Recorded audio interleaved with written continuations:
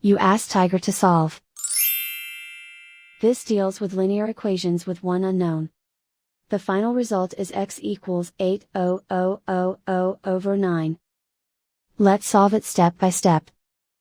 Simplify the expression. Find the greatest common factor of the numerator and denominator.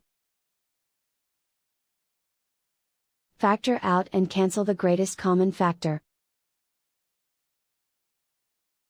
Isolate the L. Divide both sides by 18. Simplify the fraction. Find the greatest common factor of the numerator and denominator. Factor out and cancel the greatest common factor. And so the final result is x equals 8,000 over 9.